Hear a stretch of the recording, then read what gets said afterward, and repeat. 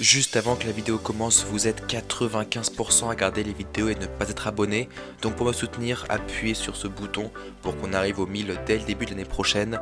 Je vous laisse donc avec la suite de la vidéo. N'hésitez pas à vous abonner également à mes réseaux. Bon visionnage. Bonjour à tous, j'espère que vous allez tous très bien. On se retrouve pour une vidéo assez particulière où on va réagir, où je vais parler un petit peu de cette prolongation qui a été annoncée aujourd'hui de Didier Deschamps pour jusqu'au mondial 2026. Alors il y a beaucoup de choses à dire quand même, mine de rien, sur cette prolongation. Euh, Moi déjà, est-ce que, pour commencer, un petit peu chapitrer cette vidéo, est-ce que c'est entre guillemets mérité? Déjà totalement oui. Pour la simple et bonne raison que déjà, moi ce qui m'impressionne vraiment chez Deschamps, c'est ce qu'il a réussi à faire avec l'équipe de France, même avant 2018. Enfin, souvenez-vous, il prend l'équipe de France après l'Euro 2012, où je crois qu'on s'est arrêté en huitième ou en quart de finale, avec une intermittence de 2 ans de Laurent Blanc. Tu remontes juste 2 ans auparavant, il y a quand même l'Afrique du Sud 2010, avec Remo Domenech, où l'équipe de France, voilà, c'était la merde globalement. Donc, on on se rend pas compte, mais le travail qu'il a abattu en du coup là ça fait 10 ans, mais en j'ai compté 4 entre 2012 et 2016 parce qu'on a fait être sur le toit de l'Europe déjà en 2016. Ce qu'il a réussi à faire, moi, c'est quelque chose qui m'impressionne énormément, Deschamps. Donc pour moi, cette prolongation elle est complètement légitime dans le sens où déjà il a construit quelque chose. Ensuite, bien évidemment, il y a, enfin, toujours dans cette notion de construire un petit peu, Deschamps, il arrive à faire beaucoup avec pas grand chose, si je peux dire. Souvenez-vous, avant la Coupe du Monde, je reprends cet exemple que vous savez tous, hein, mais avant la Coupe du Monde, le nombre de blessés qu'on a et ce qu'on a réussi à faire à la Coupe du Monde. On a quand même réussi à développer du jeu, même si sur la fin, je sais pas, hein, même si sur la fin, pardon, je sais que c'était compliqué, on a quand même réussi, enfin Deschamps a réussi à créer un groupe. Moi c'est ça qui m'a énormément impressionné avec Deschamps, c'est qu'il y a un groupe il arrive à créer des groupes Deschamps. Regardez regardez tous les vidéos, toutes les vidéos, tous les best-of, tous les trucs, les machins. C'est un groupe, c'est un vrai groupe, tu vois. Moi ça m'impressionne vraiment que y a pas, enfin, tu vois, bon, certes, mais quand on voit le moment de Ronaldo et Fernandez après la déclaration de Ronaldo, pardon, mais je ne pense pas déjà que ça. Je prends un exemple tout con. Je crois que c'était avant 2018, Griezmann, on ne savait pas s'il allait signer au Barça ou pas. Il y a toujours ça. Il a finalement prolongé à l'Atlético pour un an ou deux, je ne sais pas, un an. Alors que Deschamps a insisté entre guillemets auprès de Griezmann pour que justement ce contrat soit fait, pour justement qu'en 2018 il n'y ait pas de problème médiatique autour du joueur. Et regardez ce qui s'est passé avec Ronaldo avant la Coupe du Monde. Par exemple, enfin, je suis pas sûr que Fernando Santos ait eu entre guillemets un mot à dire dans cette affaire. Même Jorge Mendes, son agent, a même pas eu un mot à dire dans cette affaire. Il s'est fait têche d'ailleurs. Mais enfin, ça fait comprendre quand même aussi que même si aujourd'hui Mbappé tout ça ne sont pas les Griezmann, les Mbappé ne sont pas au-dessus de l'équipe de France. Voilà, c'est un petit peu ça. Enfin, j'espère que vous comprenez un petit peu le fond de ma pensée, mais voilà. En tout cas, Deschamps, moi, c'est ça qui m'impressionne beaucoup. Dans la conférence de presse que j'ai écoutée juste avant de cette vidéo, il parle justement il veut pas continuer pour continuer en mode il s'accroche à ce poste-là. Euh, enfin, c'est ça qui m'impressionne assez aussi, c'est que j'ai lu un petit peu beaucoup de critiques entre guillemets et qui disaient oui, faut qu'il parte, il ait fait son temps, etc. Mais il n'y a jamais de critique en mode il continue pour continuer. En mode il s'accroche à un poste. Ah non, non, c'est ce qu'il réussit à faire avec l'équipe de France, et même lui dans son discours le dit, c'est la plus belle chose qui me soit arrivée en tant que joueur, en tant qu'entraîneur. Donc il est 100% investi dans l'équipe de France, Deschamps. C'est simple, hein, il n'y a rien autour pour lui. Professionnellement, il y a rien autour. C'est, il y a eu les scandales, il y a eu des micro-scandales, je sais même pas, des scandales, on va dire des petites affaires avec tous les Benzema, etc. Et encore une fois, Benzema, non, Didier Deschamps sait prendre des décisions fortes. Je vais pas parler du cas Benzema pour cette Coupe du Monde là, parce que j'avoue que j'ai pas envie de me prononcer, et je pense pas qu'on ait assez d'informations même pour se prononcer. Justement la grosse décision de Deschamps avant même ça, genre 2015, la sextape de Ben de Valbuena, de prendre la décision de hop, c'est fini pour les deux. Même pour la Coupe du Monde, on l'a vu avec Pavard, hein, souvenez-vous, hein, Pavard, il est titulaire contre l'Australie, d'ailleurs on l'a plus vu de la compétition, parce qu'il n'a pas fait un truc que Deschamps, voilà, il n'a pas respecté le plan de Deschamps, et tout le monde disait oui, Pavard c'est le chouchou de Deschamps, Pavard c'est le chouchou de Deschamps. Là, mon ref, non. Là, tu vois, enfin, ça c'est con. Et je pense même pas revoir Pavard dans le prochain groupe, pour être honnête avec vous. Évidemment, ça c'est pas forcément très. Je sais pas si c'est arrangé ou pas entre les deux, mais j'ai un peu de doute. Voilà, c'est un créateur de groupe. Et puis les gars, le bilan de Deschamps, c'est 89 victoires, 23 défaites et 27 nuls. C'est astronomique. Je sais, j'avoue que je connais pas forcément les stats des autres entraîneurs, mais ça, mais c'est monstrueux les gars. Je pense que vous vous rendez pas assez compte du truc, mais c'est monstrueux ce que Deschamps fait à la tête de l'équipe de France. Et puis je pense, dans ce contrat, on a parlé aussi, est-ce que c'est un 4 ou un 4 ans ou un 2+2. Je pense quand même qu'il y a une. Ça me paraît très bizarre quand même qu'il n'y ait pas de clause ou une petite clause en mode bon résultat. Je sais pas si c'est hyper sévère en mode gagné ou au final de l'Euro 2024 ou si c'est juste tranquille, dernier carré, quart de finale. Tranquille, encore, enfin, faut le faire quoi. Donc je sais pas, j'avoue que ça pour le coup j'arrive pas à avoir d'idée dessus si c'est ça ou pas. J'ai parlé un petit peu de Zidane forcément, qui attend ce poste, hein, ça c'est même plus un secret. Il a refusé United, PSG, le Brésil de ce que j'ai compris. Donc pour moi un jour il l'aura. Mais, il y a un mais. Euh, avec tout ce qui s'est passé déjà pour les autres nations, l'instabilité qui va s'installer dans les autres nations, je peux pas, je pars de la Belgique, l'Allemagne, je sais pas si l'entraîneur allemand a été licencié, je sais plus. Bref, l'Espagne, le Portugal, tout ça, ça a changé complètement. Même le Brésil. Ça a changé complètement et on va avoir une période un peu bancale, quoi. Enfin, pour parler de début, quoi, finalement. Et, et ça, je pense que c'était important aussi pour l'équipe de France, de un, dans sa stabilité et fait ça dans sa stabilité tout simplement, de juste prolonger et de dire non, on change pas. C'est sûr que les gars, ça vous l'avez en tête forcément, mais si Zidane est annoncé, mais il y a plein de trucs qui changent. Je pense que déjà, les plus de 30 et quelques ans, à part Benzema, on va pas se mentir, ce sera ça, là, ça dégage. Enfin, pardon, mais si Zidane arrive, c'est la fin des Loris, c'est la fin des Giroud, il y en a certains, je pense, qui seront même plus dans le groupe. Enfin, je pense que ce que je veux dire, c'est que l'équipe de Zidane ne sera pas du tout la même que Deschamps.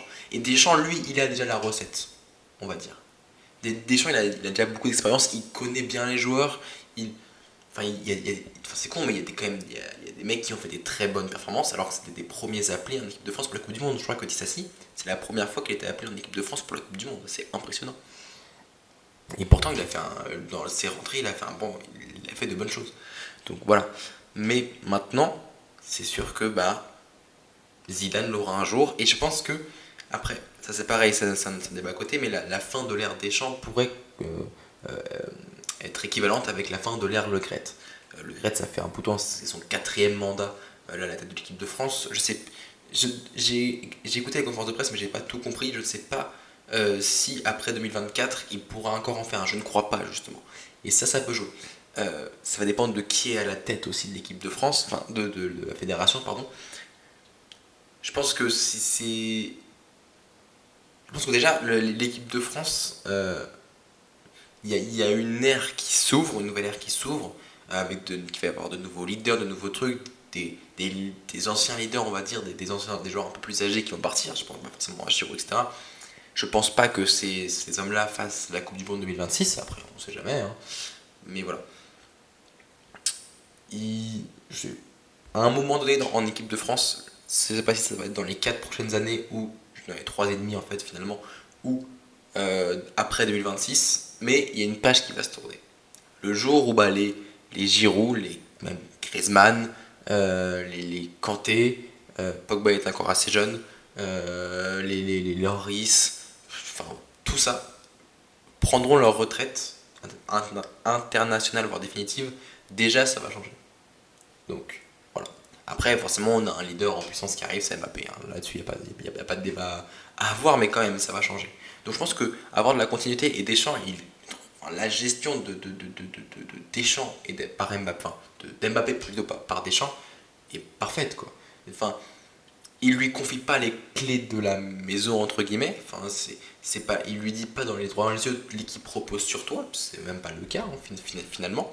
Donc, ce que ferait peut-être un Zidane avec un Benzema. Enfin, alors je ne dis pas qu'il le ferait, mais c'est des suppositions. Bah voilà, ça peut jouer. Mais voilà, en gros, pour conclure, pour moi, oui, pour moi, ça m'étonne pas qu'il soit prolongé. Le débat, c'était plus sur 2 ans ou 4. Mais voilà, maintenant, l'équipe de France, elle bat son plein, clairement. 2 finales de Coupe du Monde en 4 ans. Au total, tu fais 4 finales en même pas 6 ans, sans compter la Ligue des Nations avec. Donc, Ligue des Nations, Euro et les 2 Coupes du Monde. C'est monstrueux. Enfin, je sais pas combien de. Au total, du coup, Deschamps, il a participé à. On compte du coup 2 euros, 3 Coupes du Monde, 2 Ligue des Nations. Il a fait 4 finales sur les 7 compétitions auxquelles il a participé. Est-ce que vous vous rendez compte de ce chiffre, les gars? 4 finales sur 7 possibles. C'est astronomique. C'est c'est impressionnant. Et je comprends pas même entre guillemets, la vague de haine qu'il prend sur Twitter et tout. Parce que bah oui, c'est mérité. Et les gens n'ont pas beaucoup d'arguments encore pour mettre Zidane. Certes, super l'image. Et après, tu vois, et après, qu'est-ce que t'attends dans Zidane? Je pense pas qu'aujourd'hui Zidane, en arrivant, en voulant mettre en place un plan de jeu, en tout ça, arriverait à vraiment être au top. Sachant que, ça on n'en parle pas assez, mais tactiquement, s'il veut faire revenir Benzema, Giroud dégage. Et Giroud, aujourd'hui, qu'on le veuille ou non, c'est quand même la base. Enfin, la base, non. Mais dans l'attaque, c'est le point fixe qui sert à Mbappé, qui sert à Griezmann, qui sert au mec qui est à droite, ça peut être Dembélé ou quelqu'un d'autre, pardon, même. Donc, après, forcément, je pense pas que Zidane jouerait dans le même dispositif, ce fameux 4-2-3 mis en place, tout ça, voilà. Mais ça ferait quand même du changement. En fait, ça, ce que je veux dire, c'est que pour beaucoup de nations, j'ai dit, mais pour beaucoup de nations, on est à un tournant du football. Nous, on est dans. On n'est pas au sommet, mais on est dans la partie où tout fonctionne. Les anciennes et les anciennes, c'est un peu, les moins nouvelles et les nouvelles générations arrivent à cohabiter ensemble. Ça fait un beau truc. Est-ce que donc maintenant aujourd'hui il faut changer d'entraîneur, peut-être de philosophie, de mentalité forcément, parce que probablement que la mentalité de Zidane, et c'est pas une critique, hein, très loin, enfin très loin de ça, la mentalité de Zidane et ce qu'il va vouloir insuffler l'équipe de France, ça va être très différent de ce que Deschamps fait aujourd'hui, parce qu'après Deschamps a aussi l'expérience, il a aussi les 10 ans d'expérience devant lui. En fait, je pense que c'est des questions aussi que bah, nous on se pose pas, mais qu'il faudrait quand même se poser dans la compréhension tout simplement de pourquoi Deschamps a été prolongé. Pour moi, enfin, cette continuité, elle est hyper importante dans le football. Et si aujourd'hui on la casse alors qu'on est en pleine, c'est la fin d'une génération en or, le début d'une nouvelle qui est aussi très dorée, ça va pas faire des dégâts parce que ça va rester l'équipe de France, certes, mais je pense pas que, enfin, j'ai du mal à croire que ce serait vraiment le meilleur qu'on puisse faire. Enfin, Deschamps, en fait, Deschamps, il sait ce qu'il veut faire avec l'équipe de France. Il sait ce qu'il veut. Il a les plans, il a tout. Deschamps, il a tout. Donc, pour moi, oui, c'est normal qu'on lui laisse les rênes de l'équipe de France encore pendant 4 ans. Pour moi, là-dessus, il n'y a aucun débat. C'est normal. Voilà. Zidane aura son heure, je pense, après 2026. Mais là, aujourd'hui, Deschamps est le seul mec qui est capable d'emmener l'équipe de France à un nouveau sommet. À savoir quand même, les gars, sachez que c'est dans 1 an et demi, même pas 1 an et. Ouais, 1 an et. Je veux dire 6 mois, du coup, oui, c'est 1 an et demi.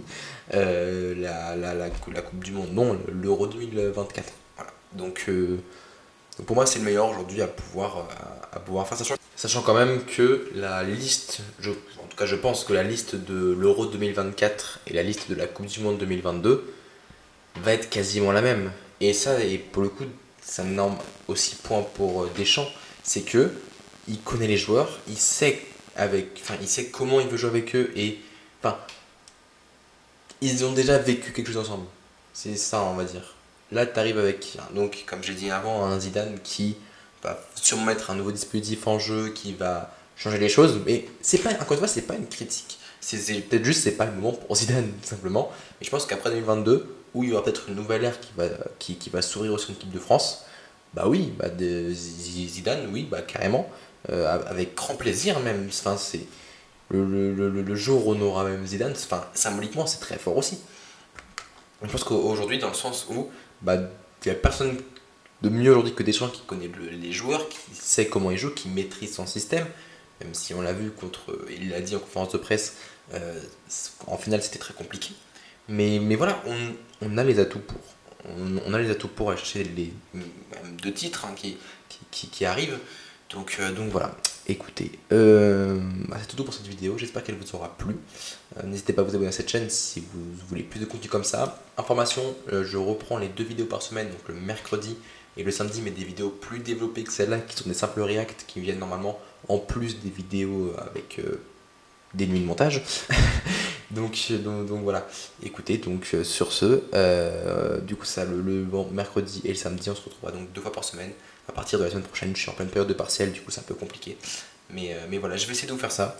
Et puis voilà, écoutez, on se retrouve très prochainement. Je voulais aussi vous remercier, on a 50 000 vues au total déjà comptabilisées en 5 mois, maintenant on peut le dire, en 5 mois sur cette chaîne. Donc je vous remercie du fond du cœur pour la confiance que vous m'accordez.